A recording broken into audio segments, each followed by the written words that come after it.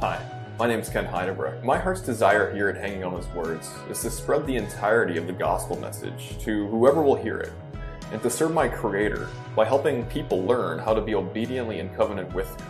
Hanging on His Words is a ministry that not only teaches others how to run this faith race, but does so through compelling video and musical content. If you are someone that has personally been blessed by my music or video teachings, or both, please consider contributing to my efforts. My goals are to step up my music and video production value, and more importantly, to create content on a more frequent and full-time basis. This is where you, my patrons, can make this possible. Whether your support is financial or through prayers and encouragement, I just wanted to say thank you very much.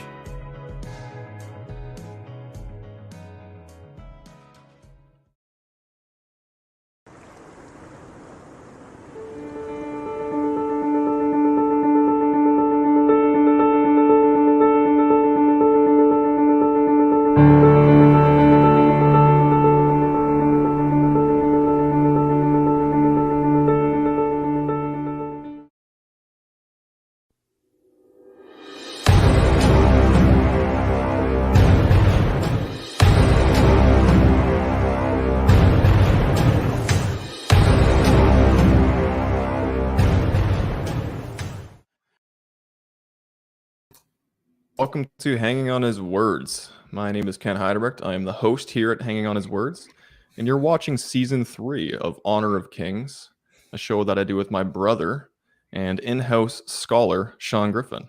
How's it going, brother? Hey, Ken. How you doing? Good to see you this week. Thank you for joining me again to do this awesome deep dive into a book that's no longer is in our Bible. Yes, it no longer is in our Bible. And this is a common theme that we're witnessing in this show, is that there are books that are no longer in our Bibles or were never put in our Bibles, yet they tend to be in other canons throughout the world. And it's interesting because when we start to look into why these books were removed or just were never added to begin with, we start to see that there's some malicious intent behind the removal, or even just some plain ignorance regarding the storyline, I guess, of what we would call classically the 66 books of the Protestant canon. Would you agree? Yeah. It's funny that some of the reasoning we've found that some of these books were taken out of the American Bible was ludicrous. Like it's not scholarly based, it's not theologically based. It's just simply men who either don't like a book or don't understand a book, yet they were somehow in a position of making this decision, which just blows me away, And so then they had access to publishers over 100 years ago who started publishing new Bibles without these books in them. And so then we just get this revisionist history that's slowly creeping up on the body of believers. And now the literature that they had once available to them for thousands of years is suddenly being minimized. And then therefore all these questions are being created. And as a result of that, you have a lot of confusion, a lot of fighting. And then there's all these denominations that spring up out of this confusion because people are working with, partial information. Yeah, exactly right. And it's the enemy doing what he does best, and it's dividing and conquering as best that he can.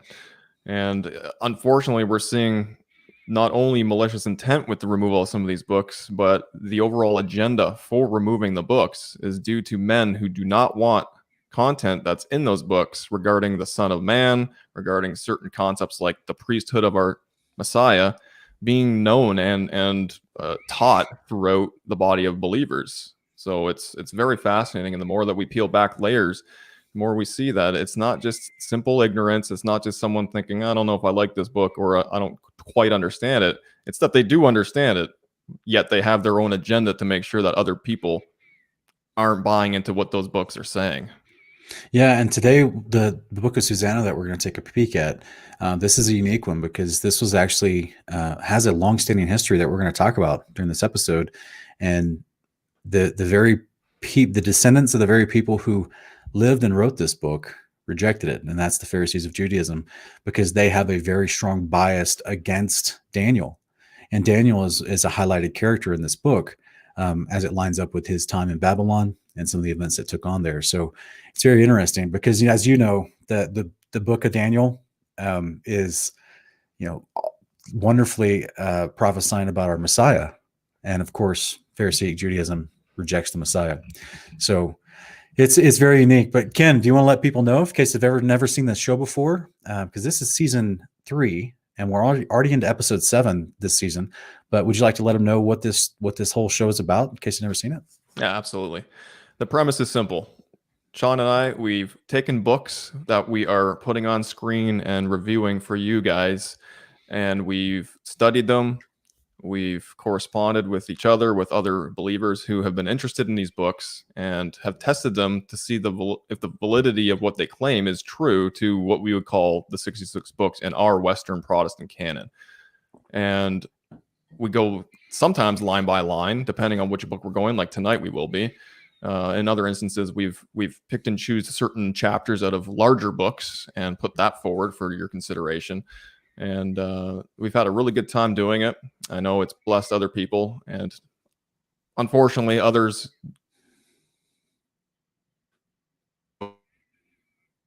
haven't quite looked why we're even in the first place. But so that's essentially what we do in a nutshell here at Honor of Kings. We test the books to what we know to be the Bible, or what we've grown up to know as the Bible. And in the Western world, here in Canada and in the United States and other countries, it's been the 66 book Protestant canon.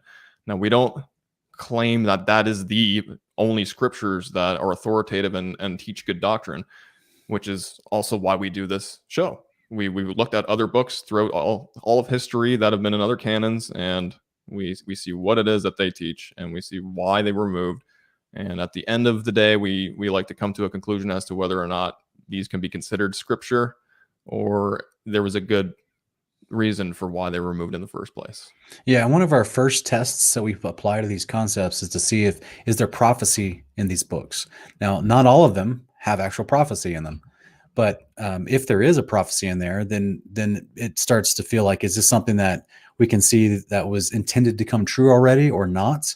If it's a prophecy that lines up with other prophets in the American Canon of 66, where sometimes the timeline of that prophecy is still in the future. And so, therefore we have to gauge the validity of what that prophecy is saying in comparison to all the other prophets like Ezekiel, Isaiah, Zechariah, Amos, those guys, if they're prophesying the same concept. But if there's no prophecy in it, then we have to look at what is it actually theologically teaching? Is it teaching, just like the twofold test in Deuteronomy 13 about a dreamer of dreams or, a false prophet? Is he leading someone toward the covenant of Yahweh, which means the commandments of God? And if they're prophesying something that doesn't come true, then obviously they're a false prophet as well. So this is like the twofold test. So Ken, I don't think this book specifically has any prophecy in it because it's a short book that we're going to cover. But at the same time, we're gonna hold up its theological teachings inside of it to the canon of 66 for everyone to see. So right, exactly. And before we get to doing that, I'd like to just say hi to some of the people that are live in our chat there. Brother Bill Craddock, hello, how are you doing today? Thank you for joining us. Rose Dart, sister, thanks for joining us again. Mary W, shalom. We're excited that you guys are here. Mr. Paul Levi, shalom, brother. Thanks for joining us again today. Carla Molberg, shalom to you, sister. Thanks again for joining us. Who else we got? James 122. Shalom, family, he's saying. Shalom, brother. Thanks for coming back. David Shear, our moderator on my channel and Sean's channel over at Kingdom Context. He's a faithful moderator, and he's quick to sending links in the chat when needed. So we appreciate that, brother. Thank you so much for your service. We appreciate it a lot. Stephen Schofield, you as well, brother. Thank you so much for joining us tonight. Game Genie 11. I know who you are. How's it going, brother? Thanks for joining. Latoya Christie, shalom, sister. Thanks for joining us. Scott McVicker, welcome back, brother. Charlie Hanscom, welcome. Thank you guys so much for joining us again. We really appreciate the support that you provide to both Sean and I here at Honor of Kings. And yeah, we just love that there's other people that are thirsty for what these books contain. And it's an honor to be able to present them to you. So without further ado, I think we'll get into it. And as always, please like, share, subscribe, all those things that are necessary for channels like my channel and Sean's channel to grow and to reach other audiences out there. in the Yeah. interwebs. So please Hit do that, that. hit that like button, share it on your socials. This is the book of Susanna. Now, Ken, I just threw this up just as an introduction to this book for a lot of people, in case you didn't know. It just this is very common information that all scholars agree on for this book. It's just it was translated from Hebrew into the Greek and was made part of the Septuagint in approximately 250 BC. That's when we get the first version of a Septuagint, about 250 years before the days of Yeshua. And it was made canon by the Roman Catholics, but it was considered apocryphal by Protestants. And then the rabbinical Judaism, like we already talked about, they do not recognize it in their canon because they have a bias towards Daniel, and Daniel's mentioned in this book. And then also some translations of the Septuagint included Susanna as the actual 13th chapter of Daniel. So you could see why the rabbinical Pharisees would want to discard this book, along with their bias towards Daniel. So That's right. So it's in many canons, minus Judaism's, and the early Protestant canon, as it's written there on the screen, it was considered apocryphal. Now it's not even part of the Protestant canon whatsoever. But yeah.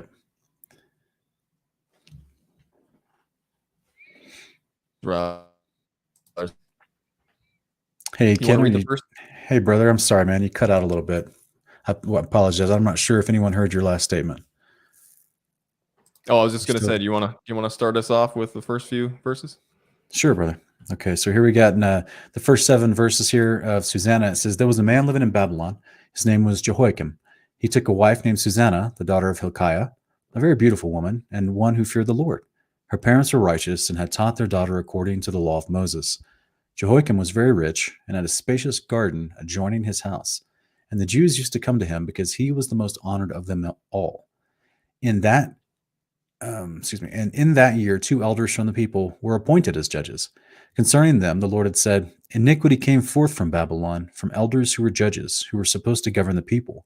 These men were frequently at Jehoiakim's house, and all who had suits at law came to them. When the people departed at noon, Susanna would go into her husband's garden to walk. All right, so we're introduced right away to characters here. One is the name of Jehoiakim, and he is the husband of one of the main characters here, Susanna. And apparently she's a good-looking woman, Sean. Yeah, and it talks about this multiple times throughout this book, that she is striking. She's a beautiful woman.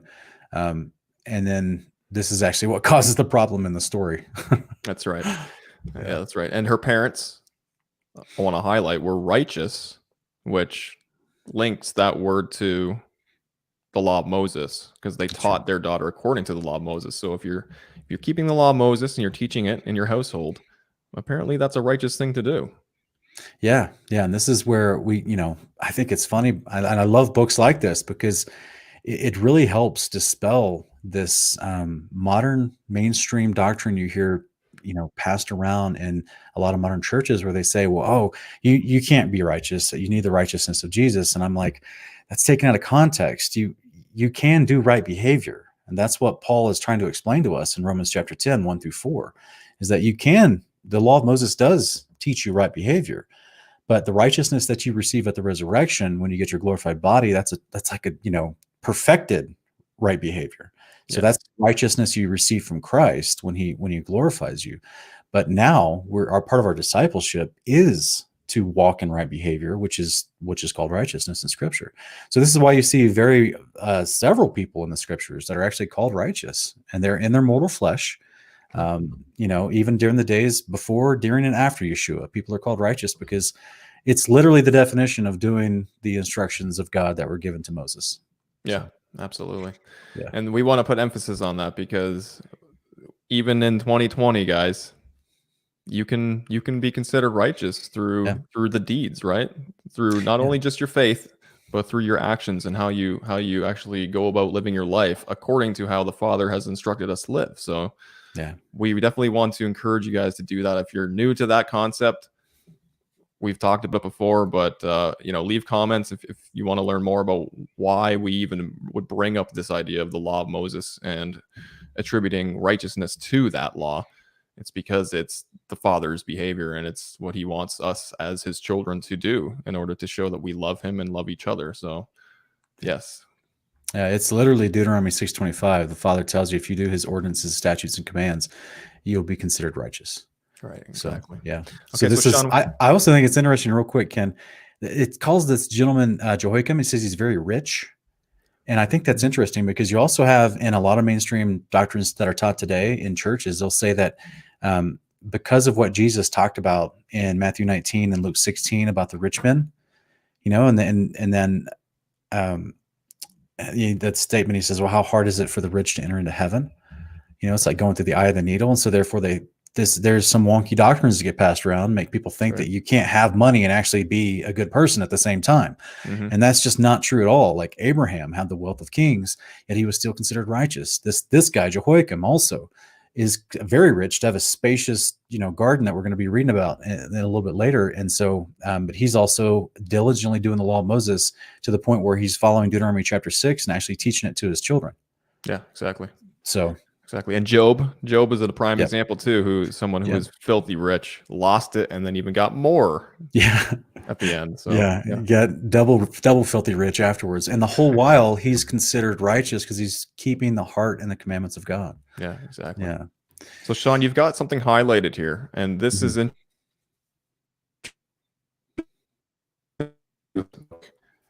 was looking around to see, was this quoted anywhere else and anything else? This idea of where the Lord had said iniquity came forth from Babylon, from elders who were judges who were supposed to govern the people.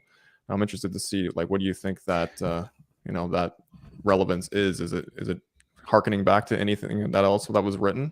This particular part, I just wanted to discuss just the fact that they're in Babylon. That's the setting of what this is taking place. But it says, concerning them, the Lord has said. So this actually puts this book in a unique category to where whoever's writing this book, and we actually don't get the author. It's not Susanna. Many people think it's actually Daniel, but they're actually whoever's writing this book is saying Yahweh said something. So that's a huge claim for a book. You know what I'm saying? For them to actually make it start saying, thus saith the Lord in some of their writings. So the reason I kind of brought that up is because Judaism wants to discard this and say that it's same thing with certain Protestant denominations. They want to discard it and say, well, it's apocryphal because there's no moral teaching. It's just a story. It's just a commentary type story, Right. But yet you got to thus saith the Lord in here, and we're going to get a lot of moral teaching actually. So it starts to reveal people's bias about how they want to discard this book. Yeah, exactly. Yeah. Exactly. So we can read the next slide there if you want. Sure, brother. All right. So the two elders used to see her every day, going in and walking out and about, and they began to desire her. And they perverted their minds and turned away their eyes from looking to heaven or remembering righteous judgments. Both were overwhelmed with passion for her, but they did not tell each other of their distress, for they were ashamed to disclose their lustful desire to possess her. And they watched eagerly day after day to see her. They said to each other, "Let us go home, for it is mealtime." And when they went out, they parted from each other. But turning back, they met again. And when each pressed the other for the reason, they confessed their lust. And then together they arranged for a time when they could find her alone. Once, while they were watching for an opportune day, she went in as before with only two maids and wished to bathe in the garden, for it was very hot. All right. So we're ramping things up a little bit here. Yeah, and this is where we basically you're getting two old creepy dudes. Two voyeurs. Yep. Yeah. There's two older men. And these were the guys that were appointed judges recently, and that's going to come into play. So just remember that these are two older men that are now giving in, because it says at the top, they turn their eyes away from looking to heaven or remembering righteous judgments. Mm-hmm. And then it tells you how desire grew within them. And the reason I had this highlighted here, Ken, is because we actually get this same concept explained in James chapter 1, 13 through 15. It says, "Let no one say when he's tempted, I am being tempted by God, for God cannot be tempted by evil, and he himself does not tempt anyone. But each person is tempted when he is carried away and enticed by his own lust. Then when lust is conceived, it gives birth to sin. And when sin is accomplished, it brings forth death." Mm-hmm. And that's what the process we're about to read about, because these guys are going through this process James is explaining. And the end result, if they get their way, is going to be the death of Susanna. Right. and it's gonna be bad. And of course, their death too, because they'll be guilty of great sin. But we also see the same concept here that they're violating, because it says they turn their eyes from righteous judgment, and they're violating just one of the big commandments from Exodus 20 verse 17. You shall not covet your neighbor's house. You shall not covet your neighbor's wife. So this is like right there, and that's what they're doing. This is, to me, Ken, when I was younger, I used to tell my friends, I was like, because I grew up in an atmosphere where there was a lot of churches teaching the prosperity gospel. And I used to tell some of my friends, after church, I'd be like, man, why don't these pastors teach on like other stuff like that we can apply in our everyday discipleship, like pride or coveting? Like they never teach on coveting. It's one of the 10 commandments, but here we have a situation where these elders who are supposed to be righteous, they're supposed to be following the commandments, but yet they're stepping into this minefield that has an escalating path towards destruction of coveting their neighbor's wife, to the point where it's leading into sin growing. And so that's, yeah. And then of course, this is what we see in Matthew 5:27-28 as well. Jesus is talking about, you've heard it said, do not commit adultery, but I say that everyone who looks with woman with lust for her has already committed adultery with her in his heart. And this is exactly what we're seeing with these old dudes. Exactly. And, as it was mentioned back in verse 5, in that year, there was 2 elders from the people who they just appointed as judges. They've had positions of authority quite some time, right? If you're an elder, that's an authoritative position within your community. And if the community is doing things correctly, they're going to be appointing from a good pool of people who, we would hope be keeping the law of God and would have a good reputation and all that stuff, right? So if you're going to become a judge, that's a prestigious position to have within that land. So it's just sad, because we're going to see these guys completely abuse their power throughout the rest of the narrative. And I don't want to get ahead of myself, but it seems to be a consistent thing throughout Israel's history, is that people getting these positions of power and then abusing it. And the Father already instructing many centuries earlier about, if you're, a judge, if you're this person, if you're that, make sure you hold to the standard that I have for someone who sits in such a position of authority, because you're going to be judged greater, essentially. That's right. Yeah, that's right. Yeah, we have a comment. David Shearers is saying that he's pointing out verse 12, that they had watched diligently from day to day to see her. So, I mean, these dudes this is escalating to the point where these 2 guys are just stalking her. Well, and it's not to laugh, because it's a pretty serious situation, but it just shows the depravity of, the male mind once it allows lust to conceive in your mind, right? And, they were like, okay, guy, it was a good day. I'm going to go home and eat now. Okay, me too. See ya. And then just to see them circle back and be like, what are you doing here? Why are you here? It's like, it's just so sad. Yeah, man. This is like, it's like 2 old guys running each other at the entrance to the strip club, and they're like, oh, wait. It reminds me of that old joke. And this isn't about lust, but this is more about alcohol. But it reminds me of that old joke that I used to, I've heard people say about, how do you tell the difference between a Methodist and a Baptist? That at least the Methodist will say hi to you at the liquor store. So it's like the closet Baptist drinkers. Yeah. It's just funny. Like, these 2 dudes are creeping on this lady, and they run into each other while they're both creeping on her. And then they have to, then they decide, oh, it's like, we'll do this together and form this plot. And this is what we're about to read about. And it actually reminds me of the Watchers from before the flood, that they bind themselves together in this oath, knowing that they were sinning. It's very reminiscent of that too. Yeah. Let's see here. Oh, and then I just wanted to put it last year, because you and I just read this recently as we were studying scripture together. This is also what we're seeing right here as well. These guys are violating the Torah. In Jubilees 20 verse 4, if any woman or maid committed fornication amongst you, burn her with fire, and let them not commit fornication with her after their eyes and their hearts. And this is so the wording of it is very quick. It quickly changes from talking about women to men, because it then says, and let them not commit fornication with her after their eyes and their hearts, meaning they're looking at women with lust. So the first part of the sentence is talking about a woman. The second part directly starts talking about how men view women. And then I just think it's interesting, because this is what Matthew 5:27-28 Yeshua is referring to as well, as not just committing the act of adultery, but letting it fester and grow in your eyes and your heart. And this is what Jubilees is mentioned as well. So Right. Yeah, and so that wouldn't be a new concept, right? Yeshua teaching that, and this is my kudos to my beautiful wife Jessica. She came across this as we were going through this chapter and yeah, discovered that, hey, look at, like, it even says not to commit fornication with your eyes and with your heart. right, So it wasn't just like the old way was only with your eyes, and then you should introduce this new. Now it's, if you lust upon a woman with, then you're committing adultery with her in your heart type thing too, which he cares about as well. So it's not a new concept. He's yeah. always cared about the heart, and so my sweetie pie picked that out. Thank you, Jessica. All right. You want me to take the second part here, the next part? Yeah, sure. So in verses 16 through 22, it goes on to say, and no one was there except the two elders who had hid themselves and were watching her. And this is when she went to go bathe. She said to her maids, bring me oil and ointments and shut the garden doors so that I may bathe. They did as she said, and they shut the garden doors and went out by the side doors to bring what they had been commanded. And they did not see the elders because they were hidden. And when the maids had gone out, the two elders rose and ran to her and said, look, the garden doors are shut, no one sees us, and we're in love with you. So give your consent and lie with us. And if you refuse, we will testify against you that a young man was with you. And this was why you sent your maids away. Susanna sighed deeply and said, I am hemmed in on every side, for if I do this thing, it is death for me. If I do not, I shall not escape your hands.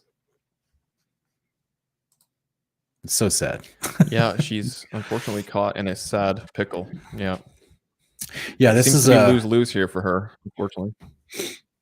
yeah, this is just straight up dastardly. My thing is like, I mean, at the very beginning of this book, it says that Jehoiakim owned a spacious garden.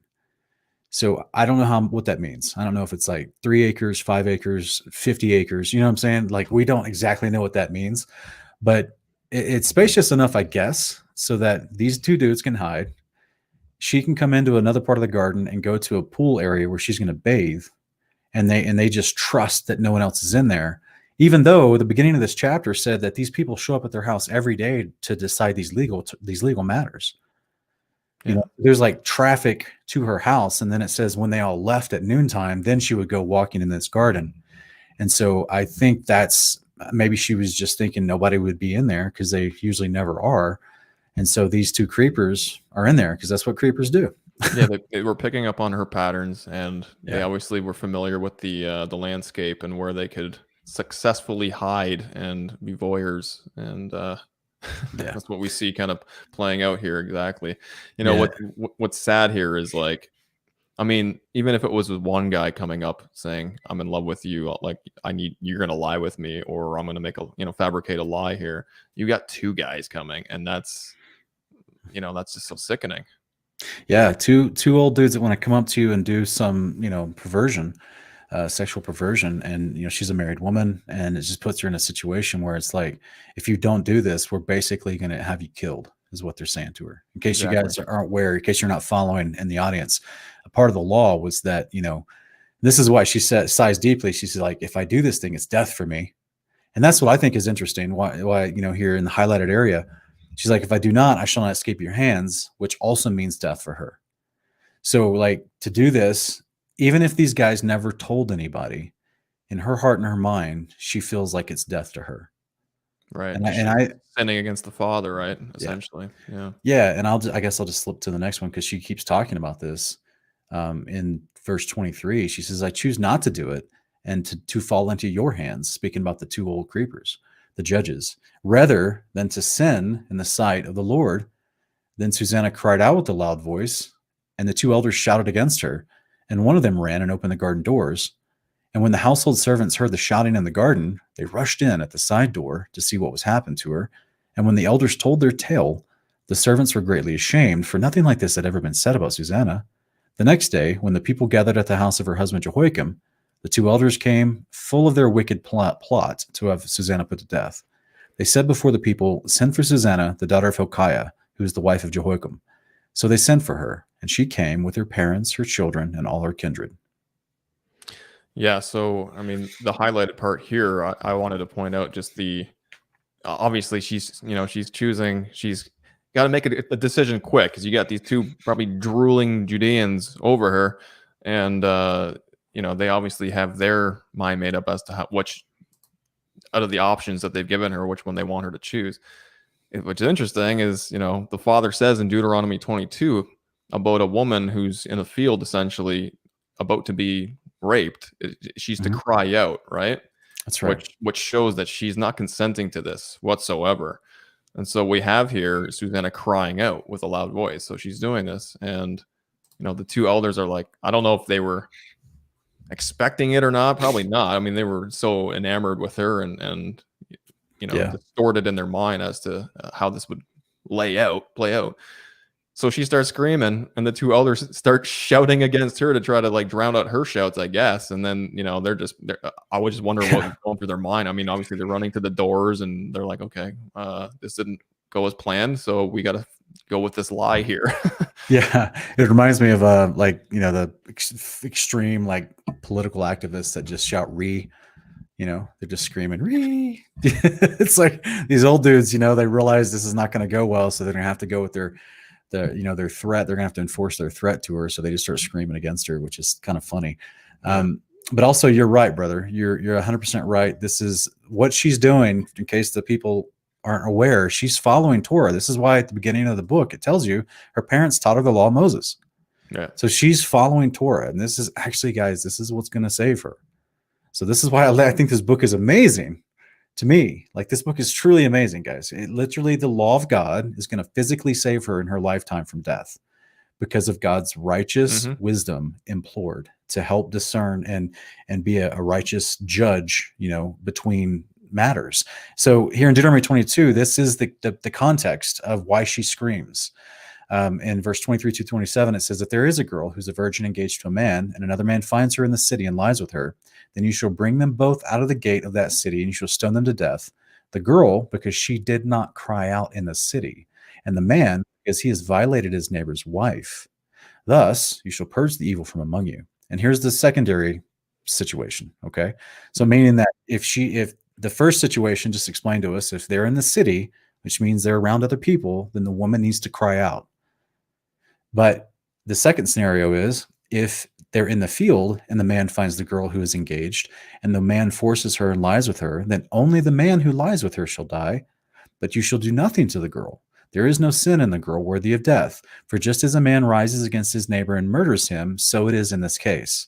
When he found her in the field, the engaged girl cried out, but there was no one to save her because they're in a field. They're not around other people. And so she's actually not, she's not worthy of death.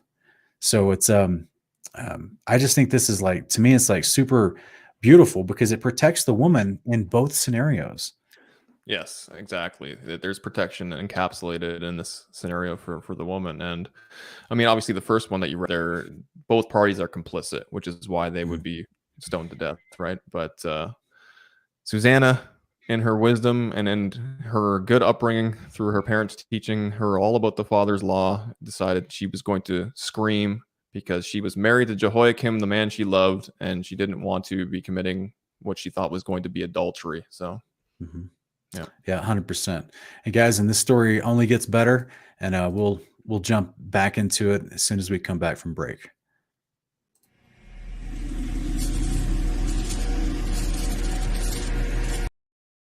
Adam and Eve introduced sin into the world, and their act removed our ability to walk around unrestricted. No need to worry, though. Hanging on his words has got you covered. Literally. Find a link in the video description.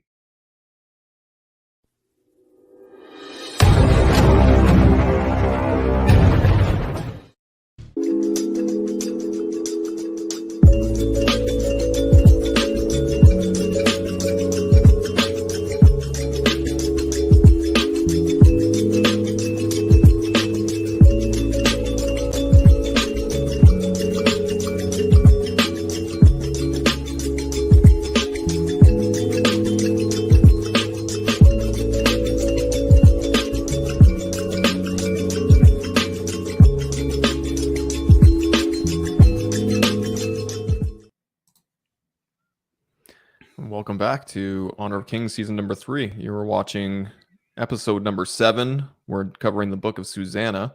And briefly, we have a few characters here already introduced. We have Jehoiakim, Susanna, who is the wife of Jehoiakim, and we have two creepy old corrupt judges who have That's right. decided to, lurk in the shadows to watch this beautiful married woman taking a bath, and then they decide to engage her and offer her an option to have sex with them, or they're going to abuse their power and concoct a false scenario so that it incriminates her and causes her to essentially get killed according to the law of the father. So we have Susanna choosing to cry out, and we're going to read what happens further on. Sean, do you want to pick that up? Yeah. So here in verses 31 through 38, it says, Now Susanna was a woman of great refinement and beautiful in appearance. And as she was veiled, the wicked men ordered her to be unveiled, that they might feed upon her beauty. But her family and friends and all who saw her wept. Then the two elders stood up in the midst of the people and laid their hands upon her head. And she, weeping, looked up toward heaven, for her heart trusted in the Lord. And the elders said, As we were walking in the garden alone, this woman came in with two maids, shut the garden doors, and dismissed the maids. Then a young man who had been hidden, he came to her and lay with her. We were in the corner of the garden, and when we saw this wickedness, we ran to them. We saw them embracing, but we could not hold the man, for he was too strong for us, and he opened the doors and dashed out. So we seized this woman and asked her who the young man was, but she would not tell us. These things we testify. The assembly believed them, because they were elders of the people and judges, and they condemned her to death. Then Susanna cried out with a loud voice and said, O eternal God, who dost discern what is secret, who art aware of all things before they come to be? You know that these men have borne false witness against me, and now I am to die. Yet I have done none of the things that they have wickedly invented against me. The Lord heard her cry, and as she was being led away to be put to death, God aroused the Holy Spirit of a young lad named Daniel. All right. We got another character introduced here, and I just want to point out in the chat here, Sister Marcia saying, this is encouraging to stand with Yah over wickedness. Yes, absolutely, sister. And it seems to pan out quite well for Susanna in this situation, as the father hears her crying out after this guilty verdict is communicated to the assembly that is gathered there.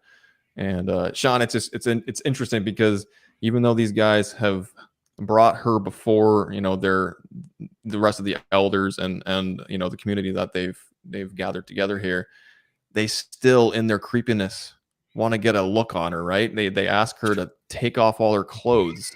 I mean, you would think, I don't know if this is something that they wanted to hopefully prove to the people, that, like, she would show some sort of marks or something like that, proving that she was with this young man that they've claimed that she was with. But to me, it's just they want to get a last glance at her if they can, and it's just weird because the friends and family are like weeping over this event too, and they're like, what is going on? Ken, I did not realize that you think that that's what's happening. I didn't realize that's what's happening. Possibly. So I didn't know that if this means that she removed her clothes, but I guess that would make a lot more sense why her family would start crying.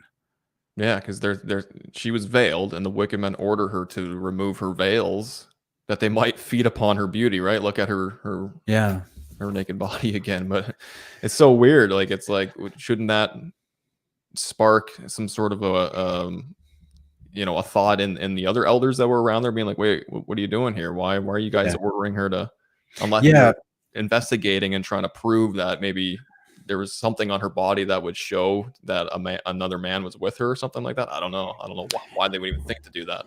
Yeah, because even that, goes against the Torah, right? To not look on the nakedness of your neighbor's daughter or wife. So that would be weird. Someone in the chat saying, if I was Susanna, I'd be freaked out.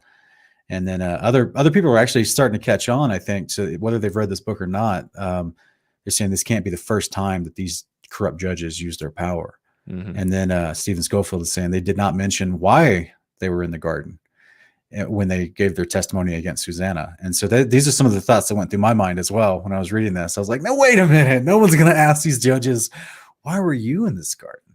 Yeah. This is someone else's house. Like, and apparently it literally has, like I've tried to express in previous episodes, the word garden in Hebrew means a walled off structure. And that's what we're reading here, is that there's doors to this garden. Yeah, Like, this is gates. not just an open field with some trees and then a pool. Like, this is a walled off structure. And then, like, this is under the, the possession and authority of Jehoiakim and his servants, and so, like, that's why the servants go in with Susanna, and so she needs to bathe, so they leave because they don't want to look on her nakedness and give her some privacy, and then they shut the doors to this place. So why the heck are you old dudes in the corner of this garden? You know what I Right. mean? And so, to me, that would have been that dude raising my hand in that trial, being like, wait a minute. But Ken, maybe that is, one of the things that's God is arousing the spirit within Daniel.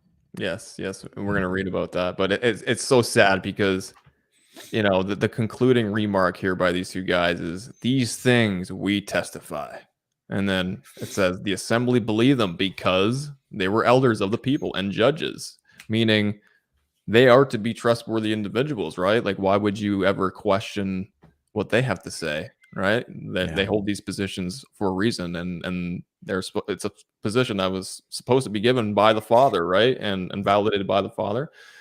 So, Yeah. which makes this even worse. It's terrible. It's absolutely terrible. But yeah, so we're getting to see Daniel here, and the Holy Spirit within this young lad Daniel gets aroused, and this is in response to Susanna's crying up to the Father, being like, "Hello, you know,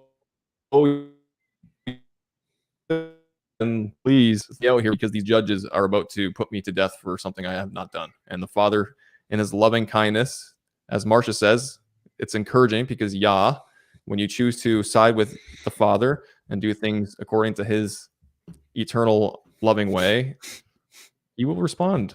And he does so in this moment. Yeah, I think it's interesting to me that maybe what catches Daniel's attention, I know, right? That's funny. Yeah. Well, maybe what catches Daniel's attention is the idea that this woman, when convicted by these corrupt judges, she's not turning to them and, shouting at them in anger and violence, but yet she still just looks to God. She still just looks to heaven and is like, God, you gotta save me at this point. Like, because imagine, like, how many real life videos have we seen of people getting convicted, and they like shout at the judge and scream at the bailiff and scream at the attorneys and turn it, like, how many times I've seen these horrible videos where people have been convicted of murder, they look over at the victim's family and just smile or laugh Yeah. as they're being dragged away and after they've been sentenced of murder. And it's just like, she's not exhibiting the behavior of someone that's guilty. She's truly acting righteous. And to me, if Daniel knew who Jehoiakim was, which clearly this seems like a tight-knit community, I'm sure he did, he would know that Daniel was a man of righteousness who taught his family the law of Moses. Exactly. And she used the law of Moses to cry out. And that's part of, the common knowledge of them coming to this trial the next day, because this is only like the next day. Yeah. You know, Yeah. And what's interesting to me here, Sean, is Jehoiakim is present, correct? We're to assume that it says her family. Right. So there is another mandate within the Torah about, if a husband suspects his wife of committing adultery, isn't he to bring her before the priests and they're to give her something to drink, and then the whole swollen belly type thing. Mm-hmm. Yep. It's almost like why wouldn't he have stood up and been like, wait a minute, guys, like, let's do this other option. Yep. Is this because, they're in Babylon, right? Also, They are, but there's no dust from the temple floor. But also, this could just fall under the two or three witnesses and matters established, and these two old dudes are just falsely slandering her with their false testimony.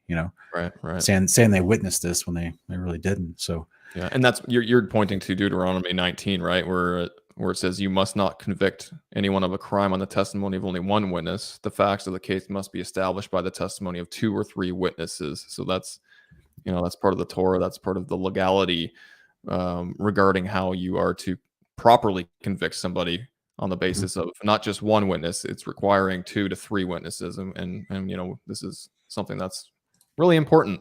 So we have the 2 witnesses technically, right? And they claim to be witnesses, but we're well aware of the fact that there can be false witnesses, which we see even in Yeshua's trial. These false witnesses coming up against him and saying things that were not true. But yeah, interesting. Yeah, 100%. It's not a loophole in the law because they think they found a loophole in the law, right? But this is where God who sees all, which is what Susanna prays, and then God moves in this passage here he heard her cry, and then he arouses the spirit within Daniel. Yeah. Now, Sean, do you think this is This is just fun, like questioning here, but did the father have to arouse the spirit in Daniel in order for Daniel to speak up?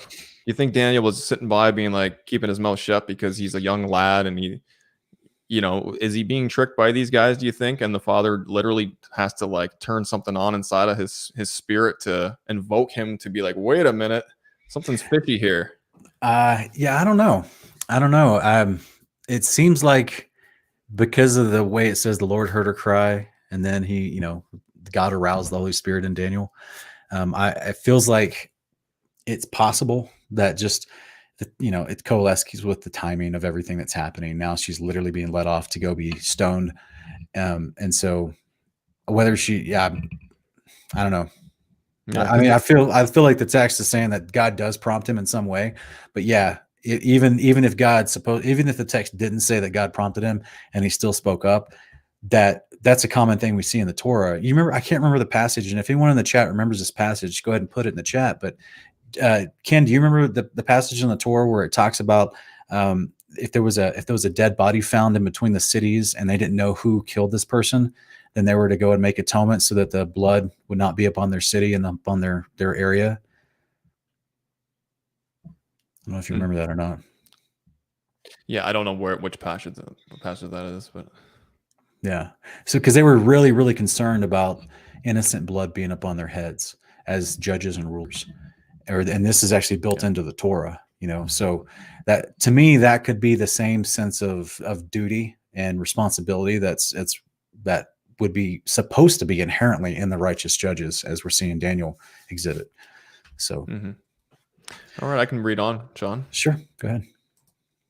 All right, so here's Daniel responding, and he cried with a loud voice, "I am innocent of the blood of this woman." All the people turned to him and said, "What is this that you have said?" Taking his stand in the midst of them, he said, "Are you such fools, you sons of Israel? Have you condemned the daughter of Israel without examination and without learning the facts? Return to the place of judgment, for these men have borne false witness against her." Then all the people returned in haste. And the elders said to him, "Come, sit among us and inform us, for God has given you that right." And Daniel said to them, "Separate them far from each other, and I will examine them." When they were separated from each other, he summoned one of them and said to him, "You old relic of wicked days, your sins have now come home, which you have committed in the past, pronouncing unjust judgments, condemning the innocent and letting the guilty go free, though the Lord said, 'Do not put to death an innocent and righteous person.' Now then, if you really saw her, tell me this. Under what tree did you see them being intimate with each other?" He answered, "Under a mastic tree." And Daniel said, "Very well, you have lied against your own head, for the angel of God has received the sentence from God and will immediately cut you in two." Then he put him aside and commanded them to bring the other. And he said to him, "You offspring of Canaan and not of Judah, beauty has deceived you, and lust has perverted your heart. This is how you both have been dealing with the daughters of Israel, and they were intimate with you through fear. But a daughter of Judah would not endure your wickedness. Now then tell me, under what tree did you catch them being intimate with each other?" He answered, "Under an evergreen oak." And Daniel said to him, "Very well, you also have lied against your own head, for the angel of God is waiting with his sword to saw you in two, that he may destroy you both." It's great. It's great. So Finally, we get some examination going on, right? Yeah. I mean, this is true justice taking place here. This is what was supposed to have been done. And what's unique is he's examining the accusers and not just the accused. I mean, this is like, we're watching like, CSI, Criminal Investigation Unit, like way before modern police detective work. Like this is a common police tactic. You separate the people and you get different stories from them. and you can tell you get not only do you get more information about the course of the events of the crime, but you can also figure out who's lying. Yeah, exactly. And so, actually, Ken, I looked up a mastic tree, and this is what a mastic tree looks like. So this is both a man Yep. and a woman standing next to a mastic trees, and these are in the Middle East, and they're not very big, at most maybe 12 feet tall. They have a very unique trunk and limbs that are very twisted, and they're not straight. But this is an evergreen oak. Quite a bit of difference in size there when you compare the two, right, Sean? Yeah, man, you can drive a semi under these limbs. These are massive, and look at the little guy compared to the huge, massive trunk of an evergreen oak. And then you can see the road on the right hand side picture with the beautiful shaded road of all the evergreen oaks, and you could literally drive a semi underneath those. Mm-hmm. These are massive trees, so these guys are just retarded. These guys did not get their story straight. Yeah, they didn't corroborate the story that they were going to tell Yeah. properly. No. So this is what actually trips up their story. Here's another evergreen oak, just with size comparison of another woman standing next to it. So, and this was actually a smaller one that I found. So these are massive trees, nothing alike, very different. And in fact, the mastic tree it actually drips a gummy substance, and it pours out of its limbs and its trunk as well. And they actually use mastic trees for gum, to make different kinds of gum and stickiness. Mm-hmm. So it's interesting to me that you seems like you would if you're it's not a tree that you would hide under, for one, in my opinion. So like this, like people have already asked in the chat, what's going on? Why are these two dudes? Why is no one asking these two dudes? Why are you even in this garden to begin with? Because it's her. You're literally on her. It's like you're walking in her backyard. Yeah. Like, why are you hanging out in the corner of her backyard? Mm-hmm. And then, you suddenly see her engaging with some other dude. So you claim, you're like, why are you in the backyard to begin with? And that's the part that it's like, they don't even ask these dudes because it's so ludicrous to begin with. But yet Daniel seems to be the only one that's catching this, and so it prods him to slow down the prosecution. Let's do some more investigation and examination, and he starts to think to himself, all right, well, what are some of the surroundings of where they claim the story took place, which is in this walled off garden? All right, there's trees in there. Well, let's just see which trees they were standing beside, because the mastics, as I showed you, I'll put it back on screen. The mastic trees, 1 second. These, I think you could actually hide behind these. Yeah, you could successfully, shade yourself behind those leaves there. Yeah, if you have a whole bunch of them in an actual grove, it might shield you enough, to hide behind them, because they're kind of your height. Yeah. But these, you can't. I mean, you could hide behind these if you wanted to, but you can't put a whole bunch of them together easily like you can the mastic trees and shade your whole body. So that means you'd have to be peeking out around the corner of these. But either way, their story doesn't corroborate, and there's no explanation of why they're in the garden to begin with. So Daniel's just trying to show some logic here to try to break down this horrible accusation.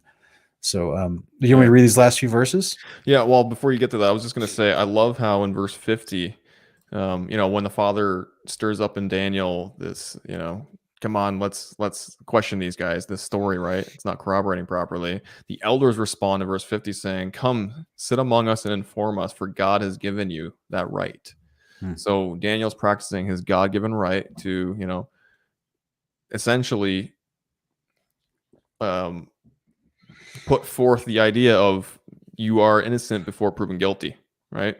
Yeah. And that's a God-given right, is to respond and to be able to examine the people who are being put in these situations in the manner that we see in the story. And it's just amazing that the Father has given all these rights to people to prove to people that are claiming that they are guilty that they are actually innocent. And so it's just great because we have a not just a couple people here, we have a group of elders, and understanding that it is a God-given right for Daniel, one of the elders among them, who just happens to be the youngest one, probably doing what he was supposed to do and what the other ones should have been doing.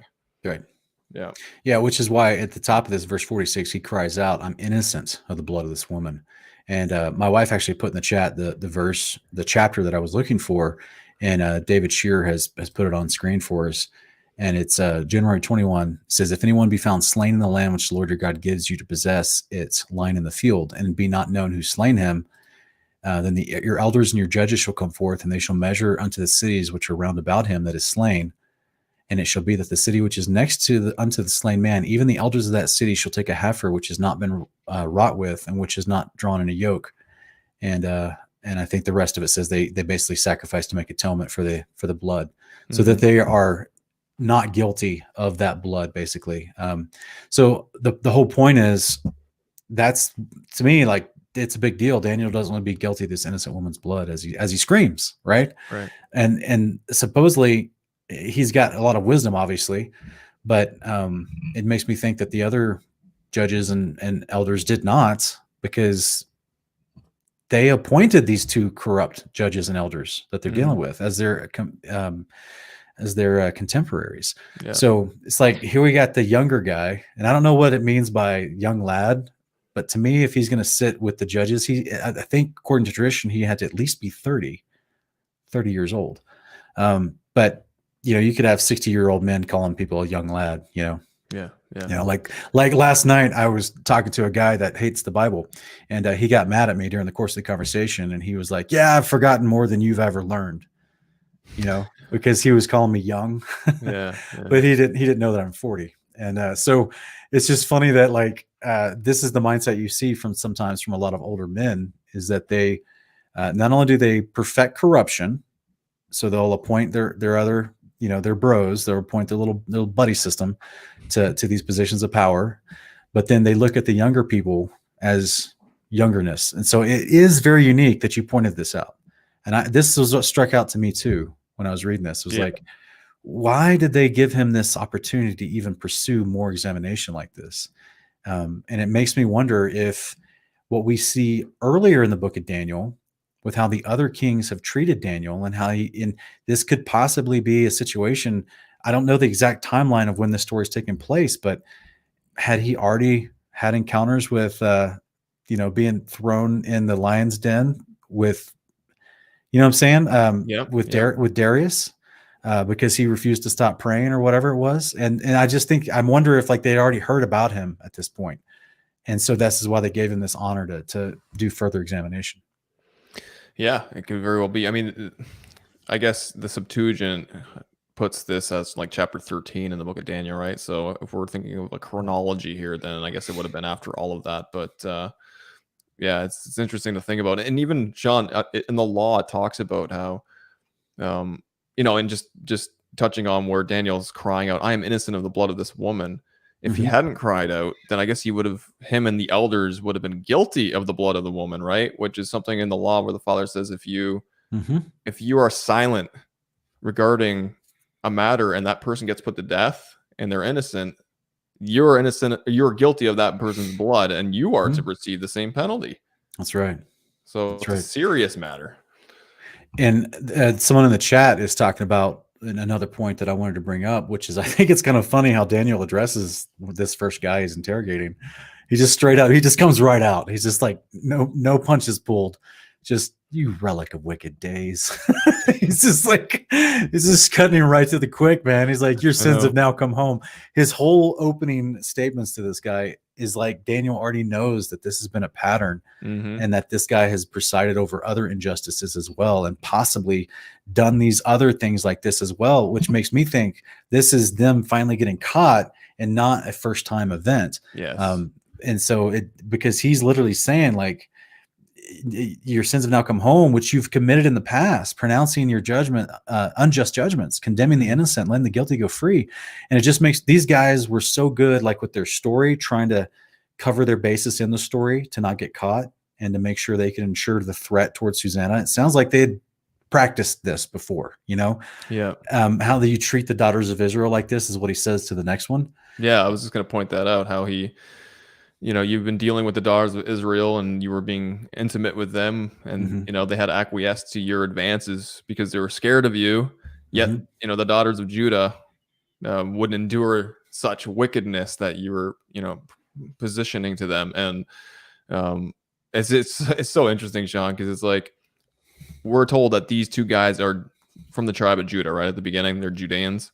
And I just couldn't help but make a quick mention to the Testament of the 12 Patriarchs, where in the Judah's account, he's talking about nearing the end of his book. Essentially, he goes through kind of the history of all the things that he did corruptly through his life, and one of them was just getting drunk and fornicating with women that he shouldn't have. And in verse 17, it talks about how, and he's telling his sons and future progeny of his tribe, saying, "And now I command you, my children, not to love money, nor to gaze upon the beauty of women, because for the sake of money and beauty, I was led astray to Bathsheba the Canaanite." And then he talks about how they're going to be corrupted later on. So it's just sad, because this is what we're seeing here. The definition of lusting after someone and being corrupt is what we're seeing with these two judges, who just so happen to be from the lineage of Judah. Yeah. It's very interesting. Yeah.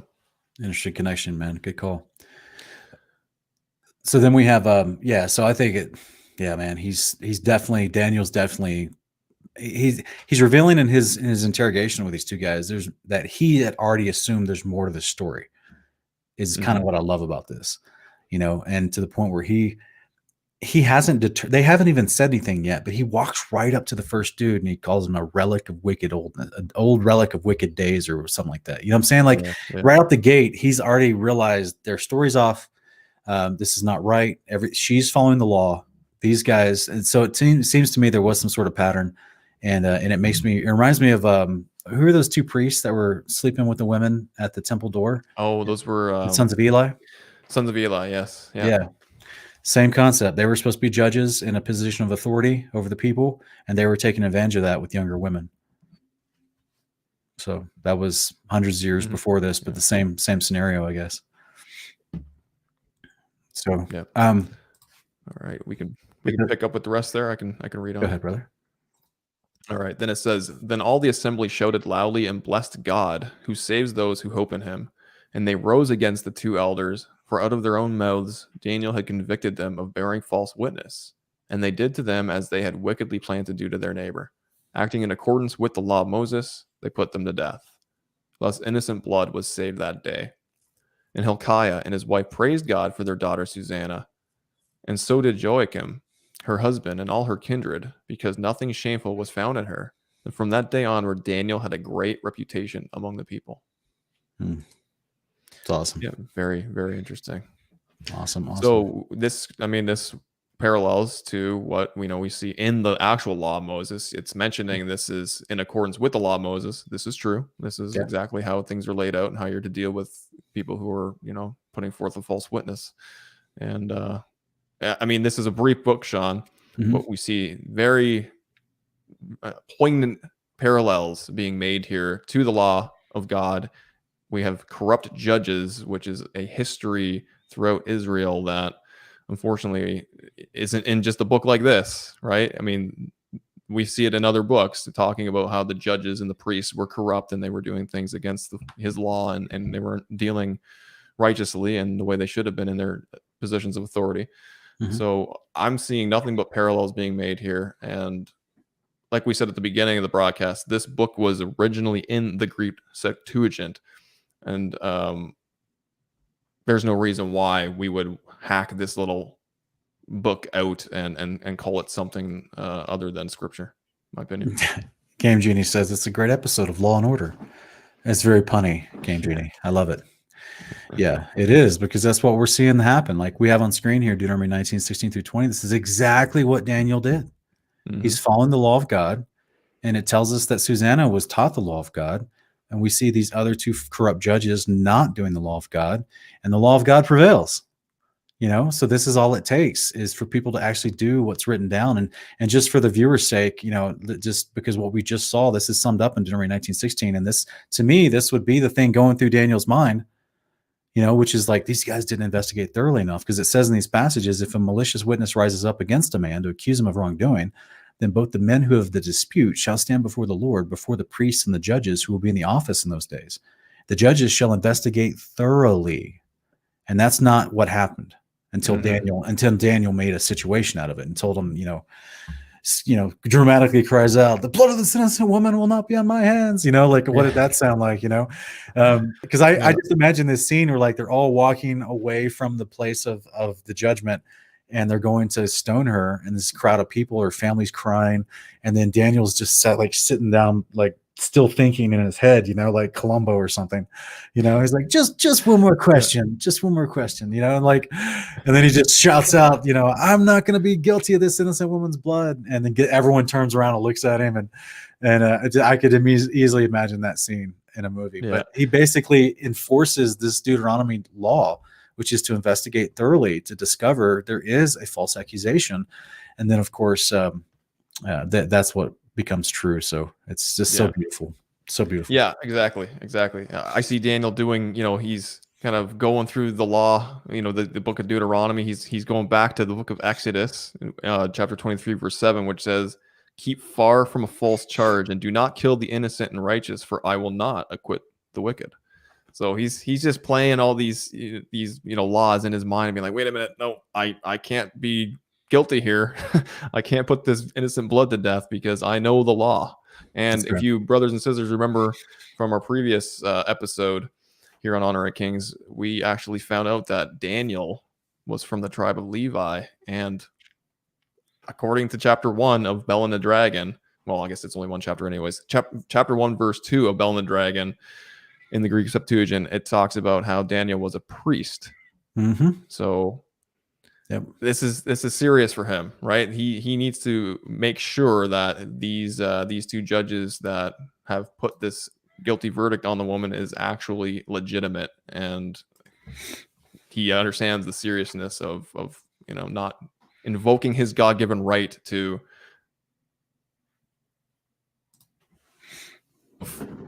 response from the elder on him. So it's just great, and it just gives Daniel that extra bit of amazingness, in my opinion, as a prophet, as a priest, as an elder, and a respected individual among his Hebraic community. And sorry, Judaism, I don't see why you would hate on someone like this. He's actually keeping the law of God, whereas you guys. that's kind of the reason, right? Jesus is like, you guys aren't even keeping this law of God. Same thing with Paul in Galatians 6, where he's talking about the Pharisaical crowd that was trying to tell people they had to be circumcised in order to actually receive salvation. And that's what all of Galatians is addressing. And in Galatians 6, he actually tells you that those who are trying to force you to do this don't even keep the law themselves. And this is exactly what Jesus dealt with Pharisaical Judaism. They're hypocrites. So this is why they would want to hide and remove good information about Daniel, because not only was he a priest, which they don't like that stuff because Yeshua became our high priest, and they try to ignore all the stuff about the priests, but he's also keeping the law of God accurately and faithful. And so that's not something we see promoted in the Gospels by the Pharisees. So of course, in the first century, when they developed their little canon, they would want to leave this book out. Exactly, and he also has a history of exposing false priesthoods. So you don't want to have people cluing into the fact that you might be a false priesthood. Yeah, that's right. Yeah. So awesome. You want to take some questions real quick? Yeah, let's see what we got in the chat here. Hopefully you guys enjoyed this episode of this brief book. We think it's a thumbs up, right, Sean? We're giving this a book that's for sure. a stamp of approval with regards to whether or not it's scripture. I'm going to include it into my Bible, and we'll see what you guys have to say about that. Any questions out there, just put them in all caps, please, in the chat, and we can answer a few. Yeah, it's, and again, little books like this, they may seem, because it's just like one big chapter, and people think, oh, it may not seem important, but how much of the law did we learn through this application of the law in this story? A lot. A lot. Like, this was huge, and not just to the sake of like land appropriations or how to treat your animal, but this was like life and death stuff. And this dealt with not just the heart of adultery and lust, but also the application of slandering someone as a false witness. Deals with the righteous or the unrighteousness of corrupt judges who are supposed to be righteous. It deals with the actual proceedings. Like, we actually get to watch the law being played out, which, let's think about this. How many other times do we get to watch that in the Old Testament?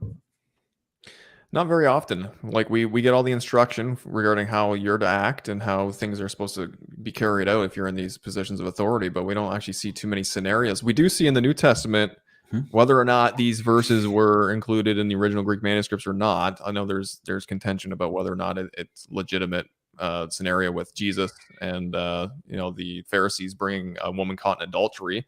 That Hmm. whole scenario was a false scenario that really It you wasn't following the law. it was exactly, and Jesus Yeah. wasn't a technical judge. He wasn't someone that you were to bring, a woman like that to condemn anyways. And the whole thing was just fallacious from the very get go. But Yeah. we don't, yeah, to what you It- said, John. We don't see very many instances of a real tangible scenario where this actually plays out, and so that's we, just why this is fascinating. we do see a lot of stories in the Old Testament about people not following the law, and so, but I love this little story.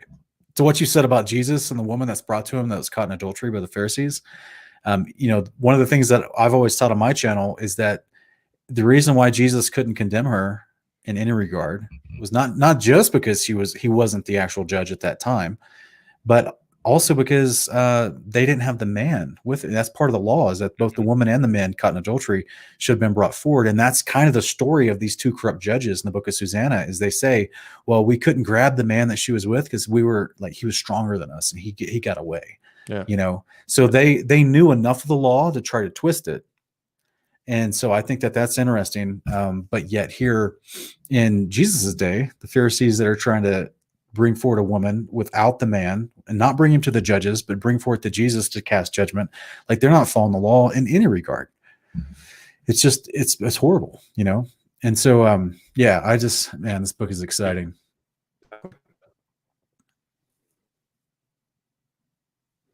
okay, so Sean, we got Kingdom Truther asking, when is Testament of Solomon coming? Time frame. Well, brother, I don't know. I don't know. There's so many books. That is a brief one as well. So I think Sean and I are liking covering as many books as we can, which is why we've done Susanna today. We did Bell and the Dragon last week. We can bump that one up nearing the top of the list. I think, Sean, if you're game, we can cover maybe that one pretty soon. But we're not sure, brother. But it is on the list and it remains on the list. So yeah, it is. Miss Janet's asking, she's wondering who the man was. And I don't know if you're talking about the story with Yeshua, or hopefully I didn't say something to confuse you about what we just read through the book of Susanna. There was no man in the book of Susanna. That was just part of the lie from the corrupt judges. So, yeah. But if you're asking about Matthew chapter 8, we're not told who the man was. Yeah, the whole thing was that they lied. The men were them. It was almost them. Right. It was almost, they wanted to be the men. Yeah. Which is just, can you imagine? Like that just, it's cringe level 1000 right there. Yeah. Old dudes walking up to you, you're trying to take a bath and they're like, hey, and think about their approach. Their approach I was literally laughing, studying this when I was listening to their approach. Like, oh, the doors are shut and we love you. So lie with us. And you're like, bro, you really need to work on your approach here.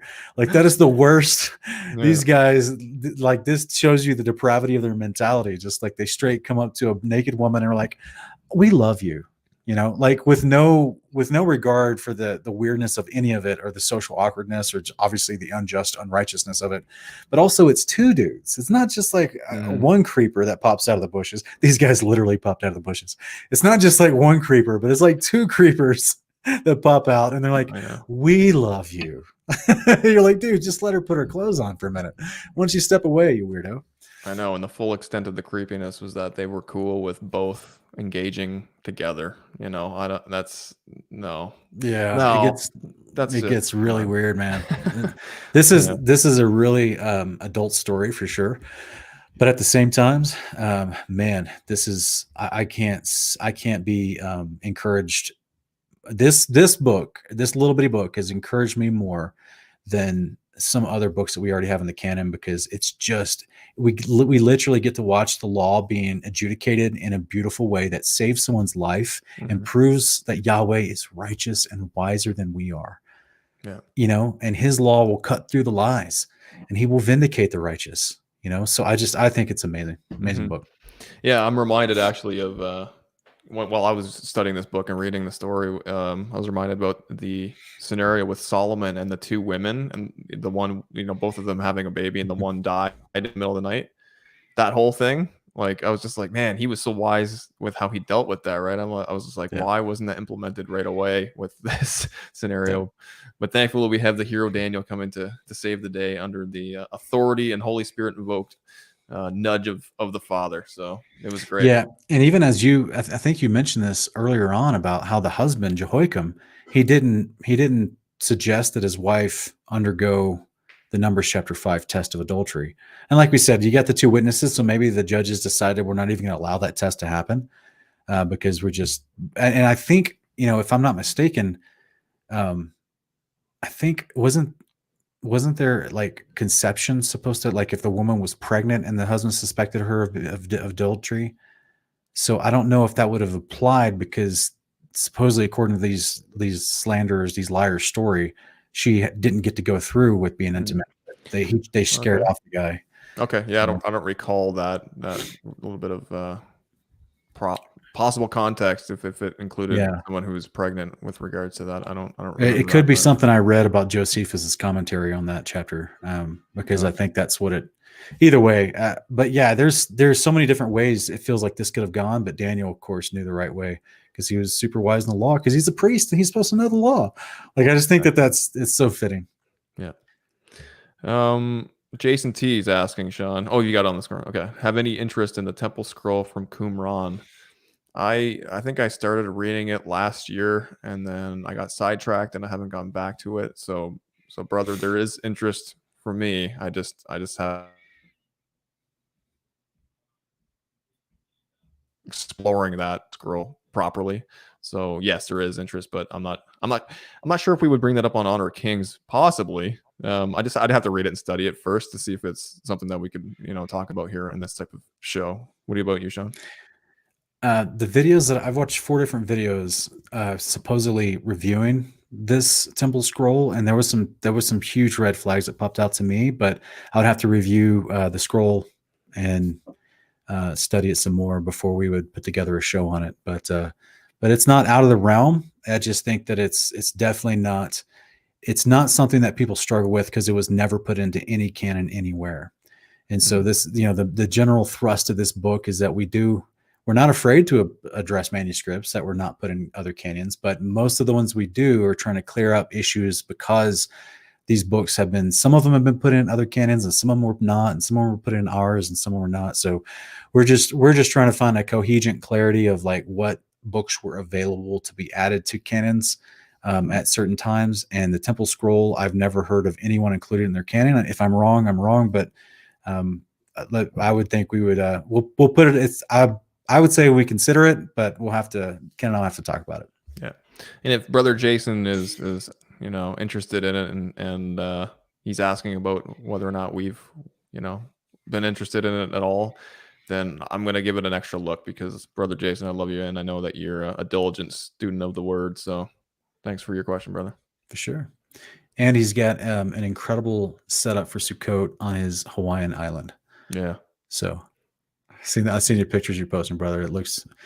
I'm trying not to covet your Sukkot setup on your Hawaiian island, man. I was like, that looks amazing. He's an amazing photographer. You ever seen his? It's unbelievable. Yeah, for sure.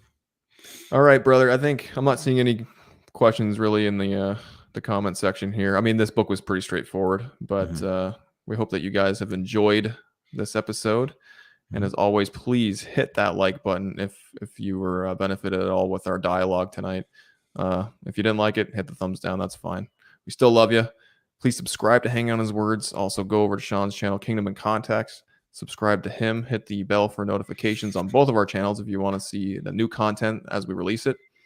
And Sean, brother, I enjoyed it. And I thank you so much for your diligence and your willingness to present to the fine people that are our audience books like this. And, Yah willing, we're going to continue doing this on this show, Honor of Kings.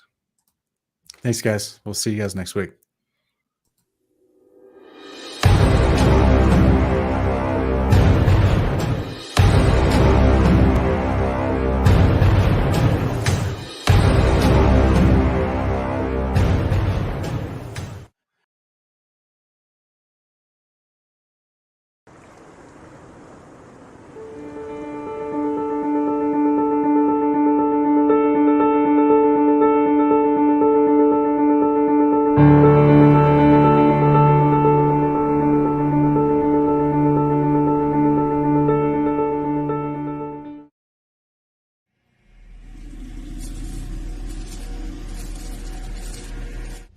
Hi, my name is Ken Heidebrecht. My heart's desire here at Hanging on His Words is to spread the entirety of the gospel message to whoever will hear it, and to serve my Creator by helping people learn how to be obediently in covenant with Him. Hanging on His Words is a ministry that not only teaches others how to run this faith race, but does so through compelling video and musical content. If you are someone that has personally been blessed by my music or video teachings or both, please consider contributing to my efforts. My goals are to step up my music and video production value, and more importantly, to create content on a more frequent and full-time basis. This is where you, my patrons, can make this possible. Whether your support is financial or through prayers and encouragement, I just wanted to say thank you very much.